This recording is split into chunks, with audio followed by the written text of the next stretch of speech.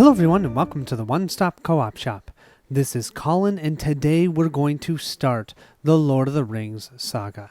Yes, I know I have not completed the Hobbit Saga, but because I'm being me and I am super excited about doing this saga, I think what I'm going to do is take a little bit of a break from the Treebeard deck. We'll pause at Khazad-dûm right now. We'll go ahead and jump back to that after we complete the Hobbit series. What I'm going to do now is jump between the saga and the Hobbit series because I just can't wait. I'm so excited to show you guys the two decks we're going to use for the saga series. And I am just really excited for the saga experience that, yeah, we're just going to do it, okay? Hope that's all right. I am going to do the saga in campaign mode, which means we will be gaining boons and burdens, and they will stick with us the entire saga series. So there's going to be decisions that we have to make which will potentially affect all the rest of the scenarios, which I'm really excited, and I'm hoping you guys can help me with that. The first quest that we start with is called A Shadow of the Past. This will be the first of 20 quests. So yes, this will be a long series, but I hope you guys enjoy it. Before leaving the Shire, Bilbo Baggins left his entire estate at Bag End to his nephew Frodo, including the magic ring he discovered in his adventure. After his uncle's departure, Frodo was visited by the wizard Gandalf, who suspected that Bilbo's ring was in fact the Master Ring, forged by the Dark Lord Sauron for the dominion of Middle-earth. When Gandalf threw the ring into Frodo's fireplace, ancient runes appeared on the band that confirmed it was indeed the One Ring, an ancient and indestructible evil. Knowing that servants of the enemy would be searching for the ring, Gandalf told Frodo he must leave the Shire and take the ring to Elrond in Rivendell. He advised Frodo to sell Bag End and act as if he were moving to Buckland to avoid drawing suspicion before the wizard himself left to seek help. Gandalf promised to return, but danger has arrived sooner than he expected. Black riders have appeared in the Shire looking for Baggins, and the Grey Wizard has yet to be seen. Frodo knows he can't wait any longer. He must move quickly and quietly if he hopes to make it to Buckland alive. The Shire. He may be seeking for it now, if he has not already found out where it lies. Indeed, Frodo, I fear that he may even think that the long unnoticed name of Baggins has become important. Here we have a campaign card. You'll only use this when you're playing the campaign for the Saga series. We have additional setup requirements. We need to attach Mr. Underhill to the ring bearer, add Gandalf's delay to the staging area, shuffle Gildor and Glorian, and the ring draws them into the encounter deck. Now, I am actually playing with a hero, Gildor and Glorian, so because of that, I'm actually keeping Gildor and Glorian out of the encounter deck because I don't think I'm supposed to be able to have two Gildors out because they are unique. So that's unfortunate for me, but hey, it's because I chose him as a hero. I still think it's worth it, but just so you know, you won't be seeing him in this specific scenario. We'll also need to set aside Buckleberry Ferry, and we'll add one Black Rider to the staging area and make Bag End the active location. Then we'll shuffle the encounter deck. The ring Frodo Baggins inherited from his uncle Bilbo is indeed the One Ring. After conferring with the wizard Gandalf, Frodo decides to leave the Shire and take the ring to Rivendell. Frodo's friends insist on joining him in the adventure, but danger finds them sooner than anticipated when Black Riders appear in the Shire. When a player fails a hide test, each Nazgul enemy not engaged with that player engages that player. Trigger forced effects after resolving this effect. The players cannot advance unless Bag End is in the victory display. Here we have the Mr. Underhill title, so we're going to attach that to the ring bearer, which is Frodo, and it says, as an action, we can add Mr. Underhill to the victory display to choose an enemy engaged with you, and then until the end of that round, that enemy cannot attack you. Pretty sweet, and it does give us a victory point. Unlike the other scenarios, I am going to keep track of victory points here because it'll be kind of cool at the end. You can add up your total score. I don't really know what that's going to tell us, but it'll be fun at least to see that, and then I can compare it to other plays of the saga. Because yes, I would totally play this saga more than once. In the staging area right now, we do have this Black Rider. Look at this. A 35 for its engagement cost, 4 threat right at the beginning, 5 attack, 4 armor, and 6 health. The hide 2 you can ignore because it's only going to happen when you actually draw him from the encounter deck. Cannot have non-Morgul attachments. We can't throw attachments on him. After the engaged player fails a hide test, Black Rider makes an immediate attack. And how I understand this, it says to activate that forced effect after it engages. So from how I understand it, if you fail a hide test, not only do all the black riders in the staging area engage you, they will all attack you as well. We do have Bag End here. This is an active location, so this is not in the staging area. It has a response. After the Bag End leaves play, each player draws one card for each Hobbit hero he controls. Oh, that's going to be nice.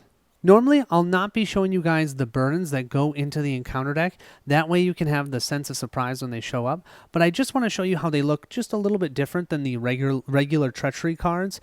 You see they've got a little bit of a different banner. It's actually red around the encounter type card. So you know, and it says burden right here. You know that this is a burden. This is the ring draws them. We needed to place that into the encounter deck, so I'll go ahead and shuffle that right into here.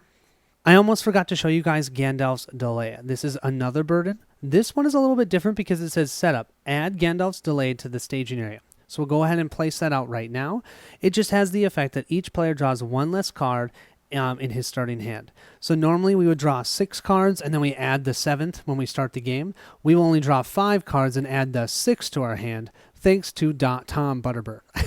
And what's funny is I actually have Tom Butterbur in my deck, one of the decks of the 2 that I'm playing, so we can give him a hard time when he shows up. Our first deck that we're going to play with is a Hobbit deck. We have Merry, Pippin, and Sam. Now you might go, well, why aren't you playing with Frodo? Well, that's because we have to play with Frodo, the ring bearer. So yes, we have our 4 hobbits over here. And I need to do a quick shout out here for Steve. The reason why I'm so excited about showing these to you is when Steve was here for the Con of the Rings, we spent over, I think, 2 days building these 2 decks. And they are so much fun. They work together. They are not solo decks. They only work because they work well together. We'll see how they do through the campaign. So we have Merry over here. He has a response that after an enemy is revealed from the top of the encounter deck, you can exhaust Merry to reduce your threat by that enemy's threat. Great way to keep your threat low, and that's really important in a Hobbit deck. We have Sam here that he has a response that after you engage an enemy with a higher engagement cost than you, you can ready him and he gets +1/+1 and +1 for his attack, willpower, and defense. Finally, Pippin over here is awesome. Each enemy in play gets +1 engagement cost for each Hobbit hero you control. So every other round, that will be 4. Because if this deck is first player, they'll have Frodo as well. That means we have 4 hobbits. So we'll add +4 to the engagement cost. When we're not first player, it'll be +3. That is awesome. Also, after you engage an enemy with an engagement cost that's higher than your threat, boom, draw a card. So great way to get additional cards. And you know what our starting threat is? 20. Now, if you know anything about the game of Lord of the Rings, there is a keyword called secrecy. If you are at 20 threat or under, cards that have the secrecy keyword get reduced cost based on whatever numbers after secrecy. So I do have a couple secrecy cards in here, and you'll see them, and I'll explain them as we go. But yes, if we can keep our threat low, that's going to be very important for this deck. So there we had our Hobbit deck. Now here we have our support deck. We have Gildor and Glorian, Grimm Bjorn the Old, and Elfhelm. So starting with Gildor, Gildor will give us a bit of a questing, which is good because this deck needs questing. Because you can look at Grimm Bjorn, yeah, none. He's all about attacking and defending. Gildor will allow us to pay a resource from his pool once per round to let a player draw a card. Great way to just continually draw cards if you need. Grimm Bjorn is the crux of this deck. He is Sentinel, so he's going to save the Hobbit deck when they have to engage really strong enemies. He can defend for them. He has this amazing ability. After Grimm Bjorn the Old defends an enemy attack, spend 1 resource from his pool to declare him as an attacker against that enemy and resolve the attack. The defending enemy gets -2 shield for the attack. So the 4 shield that Black Rider has would only be a 2 if he does that. And then finally over here, although Grimm Bjorn is incredibly important in this deck, Elfhelm is the one that even makes him better. And that's because each different type of hero, so each spirit hero with an attached mount gets +1 willpower. Each tactics hero with an attached mount gets +1 attack. So yes, we are going to have Grimm Bjorn have some sort of mount because that'll make him stronger. And then each leadership hero with an attached mount gets +1 shield. Our starting threat for this deck is 30, so it's a little bit higher, aka 10 points higher, but hopefully between Mary's cards and our cards over here with our, I'd say like Rohan, Grimm Bjorn deck, I don't really know exactly what we want to call it, we will be able to mitigate that. Finally, we have Frodo and the One Ring. Now, Frodo, there are 4 different Frodos you can choose from. I chose this one because of its response. Do note that he is a hero, so he will generate a resource every round. It's going to be of this specific ring resource, so you can use it for colorless cards, or there are some specific cards that come with the campaign that you can put into your deck if you'd like. Right now I don't have any in there, so don't worry about it, but maybe in the future I might put one in the deck, and then you can use Frodo's resources for that. His response says you can spend one of his resources and exhaust the One Ring to cancel the effects of an encounter card that was just revealed from the encounter deck. Shuffle the card back into the encounter deck and reveal another card. It's a great way of, oh my gosh, something terrible is happening. Get that out of here.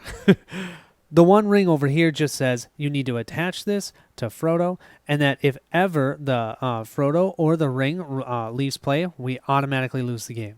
The first player is going to control Frodo, and I think I'm going to make the first player the Hobbit Deck. So the Hobbit Deck will have 4 Hobbits right away. Now you might be asking, why am I playing with 2 decks? You can really play this entire Saga series with 1 deck, and that's completely true. However, with this Saga series, there are so many climactic events that I think are way cooler with at least 2 players or more that I felt like I really wanted to show you that, so I'm going to play with 2 decks. It's going to make each video longer because there's more cards. We're going to be having to look at 2 hands, but I still think it's worth it. And heck, I'm going to have fun with it, so I'm hoping you will too. Let's go ahead and draw our 5 cards, and we'll start with our Hobbit deck. So we have Treebeard, awesome. Bill the Pony, great. Light of Valinor, this is key. I really need this. Actually, not even for the Hobbit deck, but it's for the Grimm Bjorn deck. We have another Treebeard, and our 5th one, a Warden of Healing. Okay, it's not amazing, but with this Light of Valinor, I think I really need that, and we'll be able to play Bill the Pony for free, so I think we're going to keep this hand. For our Grimm Bjorn deck, the biggest important card in here is Steward of Gondor. That is going to allow Grimm Bjorn to use his effect, and we can still play enough cards, because he has to spend a resource every time he wants to do his response. So I'm really looking for Steward of Gondor. And there it is. Awesome. And we have Grimbold, and we have Valiant Sacrifice. That's a great combo right there. We have a Rohan Warhorse. Oh, yes. 1, 2, 3, 4, and one more. The Westfold Horse Breeder. Perfect. 5 cards. I love it. Love it.